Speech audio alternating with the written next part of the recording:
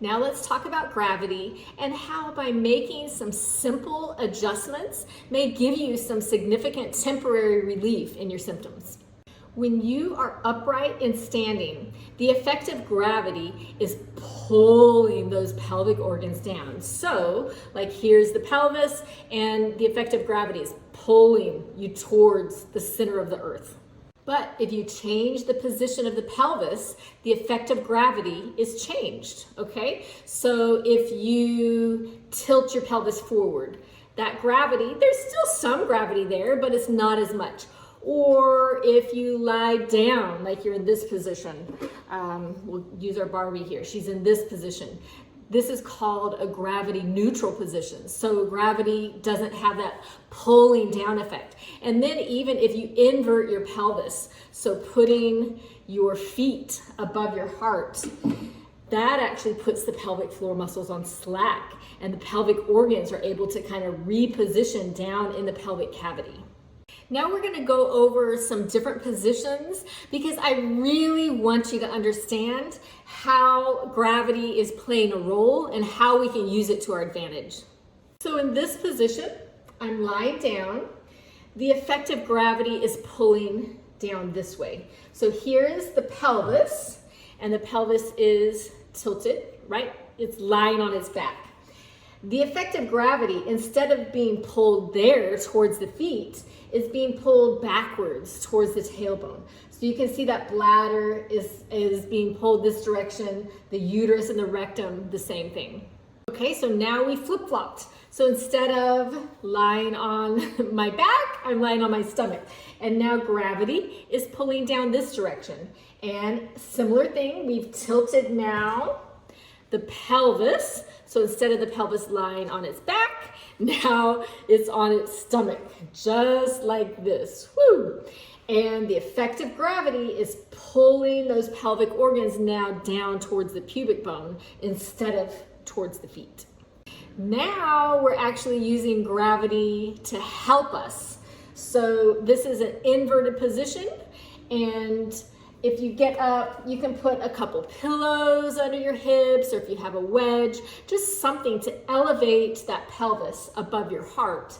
And that helps the effect of gravity. Basically, now those pelvic organs are being pulled towards your head even. Here's our pelvis, this is upright, gravity neutral, and now we're in a gravity assisted position where those pelvic floor muscles are on slack. It's easier to contract them in this position, and the pelvic organs are being pulled back into their correct placement. Here's another gravity neutral position. So this is a person lying on their side, and that's the pubic bone, bladder, uterus, rectum. And you can see that the bladder is now being pulled kind of down towards the left hip here. Here's the pelvis, and we are going to put the pelvis like this. So it's in a gravity neutral position, and the bladder and the pelvic organs are being pulled down towards the left hip. If you are having that uncomfortable sensation of the vaginal bulge or the dragging sensation, see if one of these positions gives you relief. It can be a fantastic way to give you temporary relief. Now, these positions are not functional.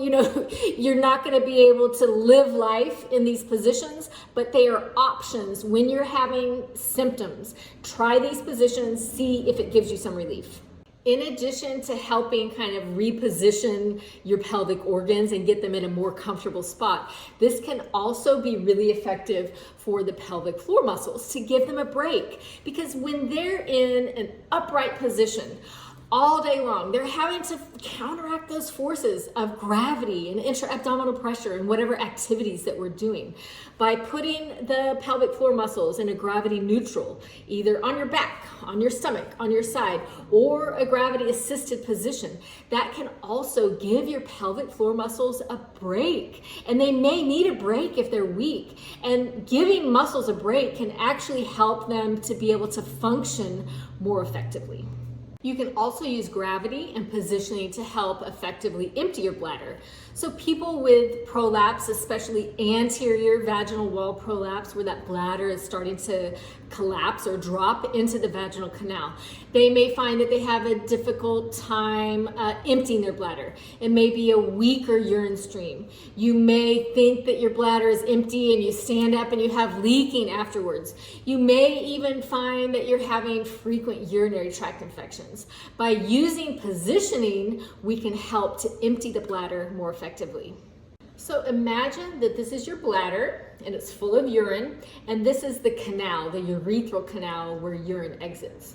With anterior vaginal wall prolapse, that bladder is starting to collapse, right? And could be a little bit of collapse or it could be a lot of collapse. And when it collapses, this canal here can actually get kinked. And so this urine may be pocketing back here, and when you go to urinate, because this is kinked right there, the urine isn't passing through the urethral canal. So when you sit on the toilet, by actually leaning forward, sometimes by tilting kind of that pelvis forward, that can help that kink in the bladder and the bladder to reposition a little bit to help empty. So sitting upright may not be the best position. Leaning forward can help to tilt that pelvis. If leaning forward is not enough, there's another technique where you can actually put 1 or 2 clean fingers into the vaginal canal here, and you're pressing on that little pocket there that has gotten dropped down, that is having difficulty emptying. You can press on that pocket, kind of press up and forward, and then you can see on this side how the bladder is in a better position. It's not fallen back, that pocket of urine isn't back there. And now the urine can flow down that tube that we want it to, so that the bladder empties efficiently and effectively. The bad part about this technique is that you will get urine on your hands. You can tilt your pelvis, you can try all kinds of things, but with this technique, your hand is right there at that urethral opening where urine exits, and you will get urine on your hands. There's a similar technique for bowel emptying, but we're going to cover that in the bowel health section. You can also use positioning to help position your organs and your pelvic floor muscles during penetrative vaginal intercourse. So I'm going to use the term sex. Sex can mean a lot of different things to different people. In this course, sex is synonymous with penetrative vaginal intercourse. For purposes of demonstration, the female Barbie is the one with pelvic organ prolapse. By using our understanding of the pull of gravity and the effect of gravity on the pelvic organs and on the pelvic floor muscles and on pelvic organ prolapse, we can strategically approach and plan different sex positions. For example, in this slide, we're going to be talking about anterior vaginal wall prolapse. So someone with that anterior vaginal wall prolapse, it may be uncomfortable if a penis or an object is thrusting and pressing on that prolapse. These 3 positions can help to reposition that bladder so it's not falling into the vaginal canal and getting hit with the penis or the object. So here we have side lying. Barbie is on her side. Here's the pelvis. So you can see the effect of gravity is pulling that bladder down towards the right hip here, and kind of getting it out of that canal. Here we have Barbie is on her back and her hips are elevated just a little bit, and the effect of gravity is pulling downwards on that bladder. And then here we have her on her stomach, actually with a pillow underneath her hips, and the effect of gravity is kind of pulling that bladder down this direction. So it's helping to reposition that bladder out of the vaginal canal. For all of these, especially the back and the hips, you can actually invert the pelvis more. If this position isn't enough, you may even need to invert it more to help reposition that bladder. Experiment. It's very similar for a posterior vaginal wall prolapse. So here we have Barbie on her side. You can see that the rectum is being pulled down towards the right hip. Here she is lying on her back, and that rectum is getting pulled downward towards the tailbone.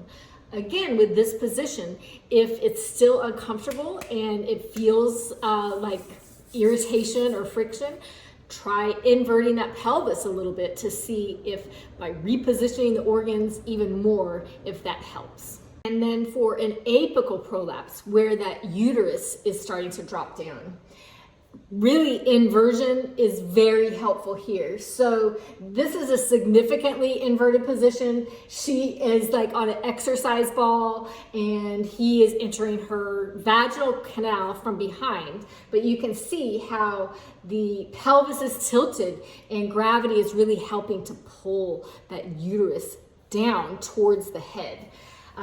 Here she's inverted again, hips up on a couple pillows or a wedge, and then here she's on her belly and she's inverted. So all of these positions, the pelvis, we're using gravity to our advantage. So either this way or this way, and allowing those pelvic organs to kind of reposition.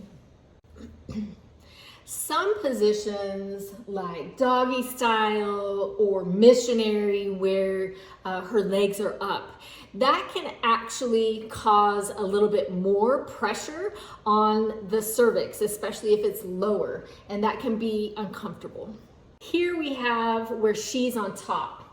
Sometimes that can actually feel uncomfortable for all types of prolapse, because you have, especially if she's in a sitting position, you definitely have the pull of gravity kind of pulling down on those pelvic organs. And then if you have something coming in from below, then that can cause friction and be uncomfortable for some people.